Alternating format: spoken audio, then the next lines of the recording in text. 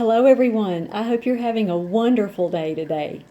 I'm going to go through my water culture phals with you today, and I'm going to be making decisions this week about what to repot, what to put in bark, what to put in moss, and which ones to keep in water culture. So I thought that I would just think through this with you. So you can see my thought process on which ones I choose to keep in water culture, which ones I don't, and why. So this is my beautiful, I believe this is phal golden number 5. I've had this right at 1 year. Placed it in water culture immediately, and it had fabulous roots from the very first day. So I am going to definitely be leaving this one in water culture. As you see, it has microfilament. It is doing very, very well in water culture. It is spiking. Right here you're seeing the spike. Yes.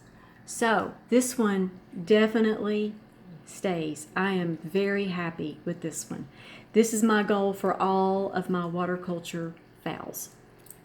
Okay, this one is phal intensity. She is in spike, as you see. Okay, this one has the microfilaments on it. Very, very good root growth. This one definitely stays in water culture. I've had this one for 7 years, water culture for 1.5 years. So you can see how far she's come. Very, very nice roots. This one stays in water culture. Okay, now this one is the roots to Baldwin's kaleidoscope. Very, very good root growth. Very good root growth. These are all of the roots that rebounded from last winter when they dried out. Okay, this one stays in water culture. I don't see any microfilament yet, but I can see the white fluffy mold. And this one is just doing very well. I've had this one for 5 years, 1.5 years of water culture. I like the progress this one has made. It stays. All right, phal legato. Look at the root system. This was very, very nice. I've had phal legato for 5 years, 1.5 years of water culture, and definitely happy, pretty green roots with white, fluffy, happy mold. Stays in water culture, definitely. Okay, this is my medium-sized white phal that I've had 1 year. I immediately placed it in water culture. This is the one that I bought for $2. Really good root growth here. White fluffy mold. Happy plant. It definitely stays in water culture. Okay, this is my beautiful purple phal. Actually, this is my daughter's. She picked this one out. It has been in bloom since last July. So it's been in bloom for over a year. I didn't know if this one was going to like water culture or not because the roots just sat there for a while. But she made up her mind that this is her home. I will show you why. Do you see these roots? She has cemented herself into this pot. She is happy. I can see white happy mold down in there. So this is her home. She definitely stays in water culture. This is my phal sunshine. It has a beautiful yellow bloom. And I've had this one for less than a year.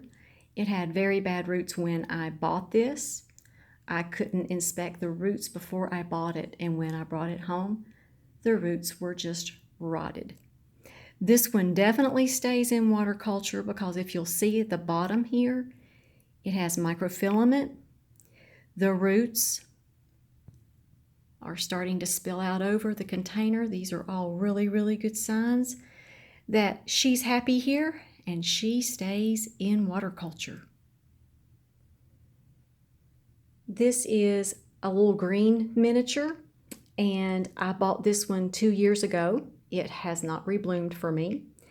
And the roots were doing really, really well until about 4 months ago when I just stripped the algae out of the vase. It was time to clean the vase, I thought. It had beautiful algae along the bottom of the vase. I washed it out and I cleaned that glass vase very carefully and put this back in there, and the roots have not rebounded since. I do have 2 new roots coming out, but I don't see any mold on this one at all. The roots are okay, and I really believe that I'm going to put this one in premium orchid moss. I kind of feel like I need to make it up to this little phal because it was doing really, really well. And after I messed with its home, after I took all that algae out of the glass, it's really not rebounded since. So this one goes into premium orchid grade moss. And this is my little miniature intensity. And it looks good. It has greened up because I've been doing some extra foliar feeding on it, but there is no microfilament here. I can't see that there's any white fluffy mold anywhere. I've had this for 6 months and put it directly into water culture. And I think that I can get better results with it if I place it in the orchid grade moss. So that's what I'm planning on doing with this one. So this is a really good time of the year to be planning which orchids you need to repot. So there's still plenty of, warm weather before the cold sets in for the winter. So I'm just planning ahead, making decisions ahead, and just wanted to show you all my thought processes about this. So hope you all have a wonderful day and be highly favored, deeply loved, and greatly blessed. And we'll see you all next time.